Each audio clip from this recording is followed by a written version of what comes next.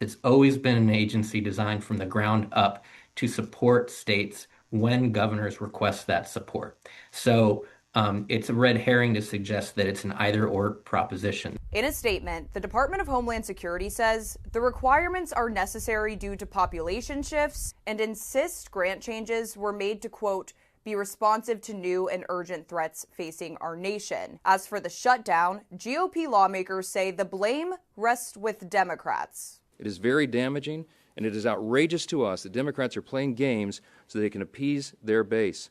A Trump-appointed review council will submit recommendations for FEMA's future by December. In Atlanta, Madison Scarpino, Fox News.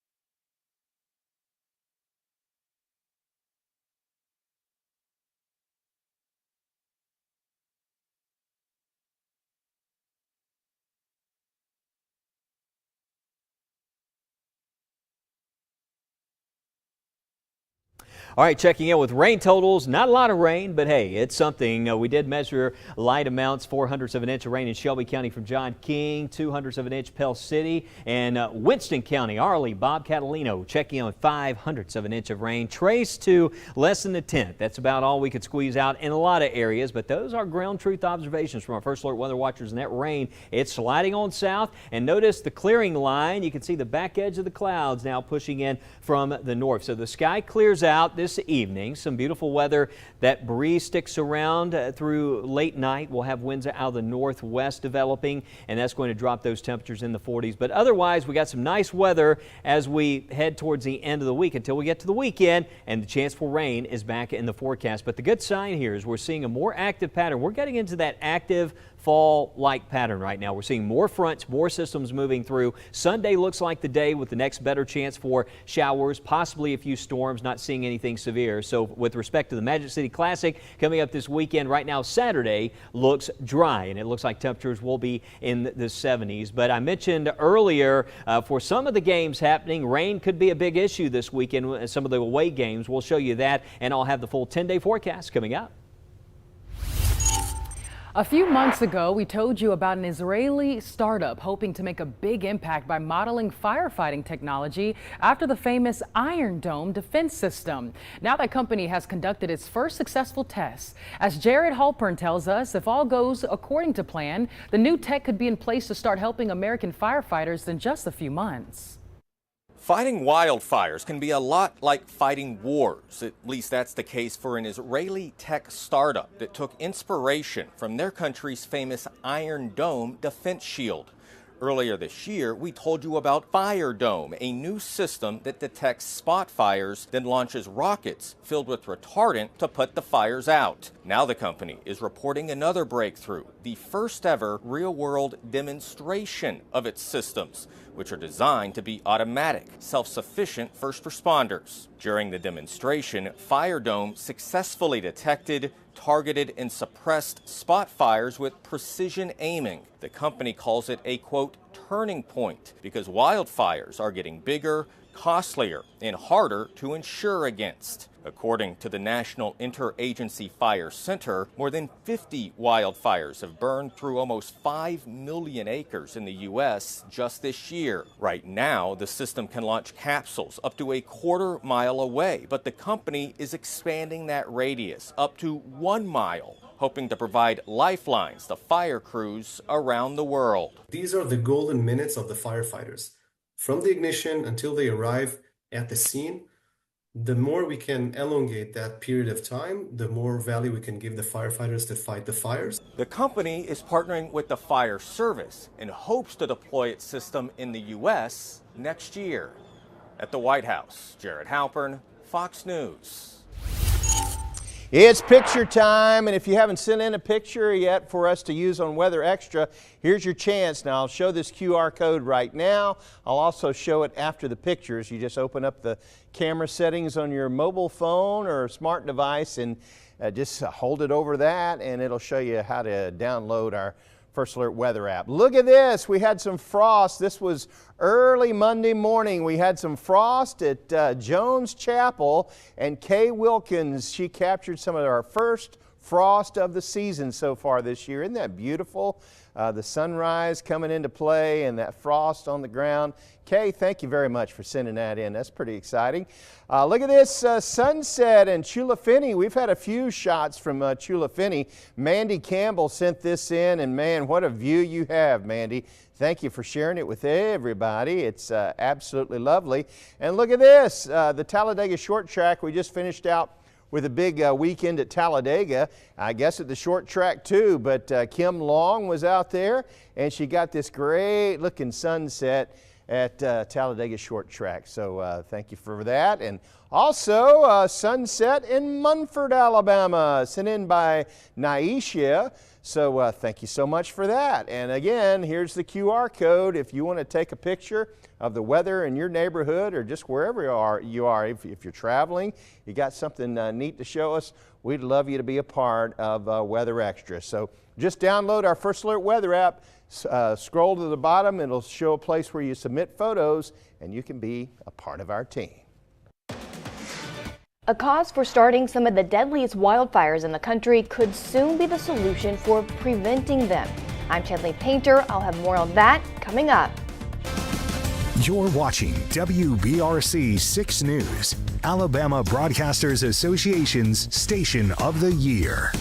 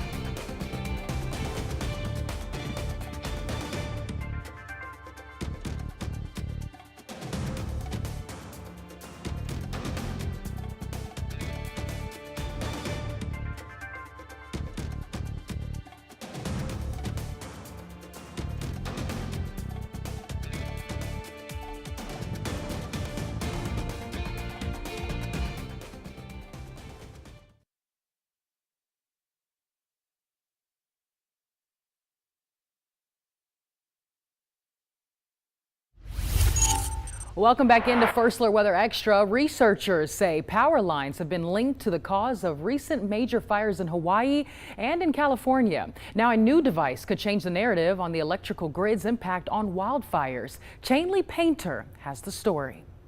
Some of the deadliest and most destructive wildfires in recent years, including the 2018 Camp Fire in Paradise, California that killed 85 people, have been linked to power lines. Only 10% of fires have been started by the electric power grid, but the damage that they have caused lie in the top 10%. With focus being put on the dangers the power grid can cause, some researchers are testing out sensor technology called WARM to turn power lines from an issue into a solution. The WARM system stands for Wildfire Awareness and Risk Management. What WARM can help us do is for power utilities to keep the lights on without triggering additional death and destruction. The new devices from researchers at Arizona State University are meant to detect factors that can start wildfires, such as changes in wind, temperature, and humidity. The team came up with the idea in an attempt to balance reducing fire risk from power lines with the need for always having access to electricity. The goal is to ensure that we do not cause any unanticipated damage to the grid. The researchers say WARM is ready for use in areas with high wildfire risk and can be placed on existing power line towers. We are looking for potential collaborators to work with us in the industry so that we can actually place this device out in the field. Meanwhile, some cities in California are looking at other ways to limit wildfire risk from power lines, including burying the lines underground or removing ones that are not in use. I'm Chainley Painter, Fox News. Well, happening right now, a nonprofit is rescuing dogs from an Alaskan village rocked by Typhoon Halong. Organizers with Bethel Friends of Canines are in Kitnunk trying to save upwards of 100 dogs left behind as people evacuated. The closest pet shelters are 90 miles away in the town of Bethel. Those shelters are currently serving as a flood relief hub. More than 1,500 people had to be evacuated from Alaska's coast due to flooding last week, which damaged or destroyed hundreds of homes. All right, Tania, it's just unreal how much flooding we have seen from all these tropical systems and the leftover moisture, and now Alaska seeing those impacts. Live look from Bluff Park, and the sky really clearing out as we look back to the north. A nice little pink glow, not quite orange now, more of a light pink glow there over Tuscaloosa. But what a beautiful evening. It's going to be cold here in Tuscaloosa, Northport tonight. Those temperatures taking a big tumble down into the 40s. And how about Gardendale? Almost a purple look there to the sky, but just incredible. 65 degrees, but our first alert sky vision, some views around the state of Alabama. We're drying out this evening. We had a cold front. As we talked about, it was in and out of here in a hurry, but it certainly made the day sort of had that early November-like vibe with the clouds, the cool breeze, the leaves floating around. And tomorrow we'll wake up to lows back in the 40s, maybe a few upper 30s, but that northerly flow taking over again. We call it cold air advection as kicking in across the region. So that cold air moving in through early tomorrow morning, and then it looks like out the door maybe a few upper 30s to the north. Not overly concerned about a widespread frost impact. Far north, some of those sheltered valleys could be an issue. Basically, if you live north of 278, just play it safe. North of Highway 278, protect plants. Might be a little frost next couple of mornings, but rain comes back this weekend. We trend milder, and yes, tropical storm Melissa has formed. We made it all the way to the M storm, but that is way south of us. And as long as we see cold fronts moving through, that's a good sign. That's going to sweep any tropical systems away from our region. But right now, front moving through and the rain coming to an end to the areas south, and even that clearing line making its way to the south. But next 24 hours, we have that breeze out of the northwest, and by midnight tonight, seeing a lot of 40s on the map, especially here across East Alabama. You can see 53 around Alexander City, 48 there around AsLIM. 7 o'clock in the morning, a few upper 30s, low 40s out the door. Tuscaloosa, Utah, Greensboro, Looks like Clinton, Talladega, Ashland areas there as well. Some upper 30s. And tomorrow afternoon, even though it's cold in the mornings, the afternoon's coming up. Just some gorgeous weather the next few days. I mean, sunshine, just as comfortable as it gets, especially by Thursday afternoon. Mid-70s, just picture perfect later in the day. But some cold fall mornings here coming up. Crank up the heat early in the day. Back to long sleeves weather in the morning, and maybe back to some short sleeves weather by Thursday afternoon. Next big thing, we're watching another disturbance in the atmosphere, another upper level disturbance that's going to move through this weekend. Basically what's happening is we're seeing that moisture recovery. It's going to kick off some rain and sort of get us primed in for a cold front next week. Right now Saturday looks mainly dry, some clouds move in. Some of the data yesterday had some of that rain moving in by Saturday afternoon, so just check in case these models sometimes they'll waver on timing, but most models agree now this is more Sunday into Monday when the rain makes a return. So right now keeping most of Saturday dry, but there's a look at 6 a.m. Monday actually in this particular model update, some of the global data showing that chance of showers. And then notice we get to the middle of next week around the 29th. This is that system we were telling you about. Wednesday around 6 p.m. on the 29th, another cold front, but the way this is timing out, this gets in and out of here before Halloween. So it will likely leave us with some dry conditions and some colder temperatures. We're talking lows back in the 30s, and need to watch late next week for that first frost. Typically, as I've always said, it's around Halloween. You get a little frost on the pumpkin, so we need to watch for that first more widespread frost threat towards the end of next week. But we'll certainly see some colder weather. A very dynamic system here. Need to keep an eye out. There could be some strong storms. Right now, the models are not overwhelmingly in agreement on that possibility, but just seeing a few signals. We need to keep an eye on this, giving you the first alert for next Tuesday and Wednesday for the chance of showers and storms. Alabama fans traveling to South Carolina at Williams-Brice Stadium. Looks like dry weather, temperatures in the 70s in Columbia, South Carolina. Should be some nice weather there on Saturday, but a different story for Auburn fans traveling to Fayetteville. Reynolds Razorback Stadium, it could be wet there, especially by halftime towards the end of the game. 60 to 70% chance for rain. Looks like that system, that's actually the system that's going to impact us early next week. It's going to be over Arkansas, so that's what we're going to be tracking. And with all these systems sweeping across the southeast, the westerly flow is becoming more active. That's why we're thinking with time that the tropical system Melissa will eventually make a turn to the north. Now, if you look at the Hurricane Center track, this is more like a circle of uncertainty as opposed to a cone of uncertainty. But what will happen, the models are suggesting it might jog a bit further west before it turns, or it may take a sharper turn. So that's the question, but we do expect this to stay well away from the Gulf Coast. But Jamaica, Kingston, all the way up to Montego Bay, that area could be under significant impacts as well as back in towards the Dominican Republic. So if you have a cruise planned or a vacation, watch this system. It could have an impact. And yes, the weather app works in Jamaica if you are traveling. Saturday and Sunday, we're looking at rain chances going up. Sunday again for that higher rain chance. And next week, Tuesday and Wednesday, cold front. And then there's Halloween. We have those temperatures a little bit cooler. And I know, Tania, you're closely watching beyond that 10-day forecast. Some of the long-range guidance still showing another big drop in temperatures late next week. Need to watch that for a possibility of frost. Oh, yeah, Wes. I mean, the cold air is trying to come in, and we're starting to see this transition as we get further and further into this fall season. I want to walk you through beyond the 10-day forecast. Could it be feeling colder? Yes, that's one of the things that we're tracking, and it might just be pretty chilly for our trick-or-treaters out and about next Friday for Halloween night. This is a look at Friday morning, 6 a.m. Low 40s, but could see some 30s in the forecast, and I'm seeing a better chance of some 30s in the forecast. This is Friday evening, 7 p.m. If you're going to be out trick-or-treating around 7 o'clock, temperatures may not be much higher than low 50s. So you're going to want to plan to have a sweater and jacket and maybe a warmer costume. Here we are looking at that temperature outlook. October 29th through November 4th. Our average this time of the month is 70s, mid-70s, low to mid-70s. But as we look across the area and across the southeast, central Alabama, we're actually trending below average. What about those rain chances? We'll talk more about that beyond the 10-day forecast rain chances tomorrow on First Alert Weather Extra. For now, we're back after the break.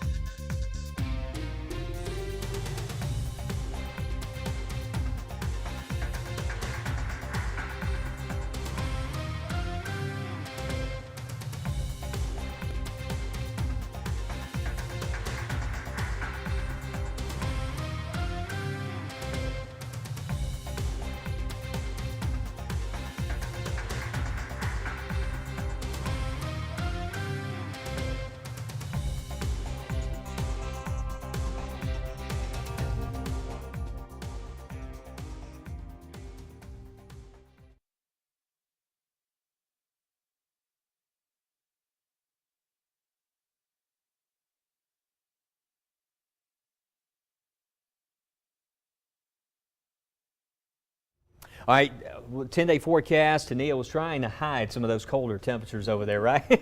Yeah, it looks like it's going to be kind of chilly next few mornings. Hey, back to 40s, but we've been talking about it, and now it's here. Oh, yeah, Wes, listen, bring out the sweaters, the jackets. Eventually, you're going to need the beanies, the gloves, the boots, the socks. Yeah, afternoons look absolutely incredible, however. Look at the center of your screen. That is a comet visible over Columbiana in Shelby County. Travis Braden, our First Alert weather watcher, captured that. I know you got to look close, but it is there. But how about this view? Hey, this is an enhanced view, of course.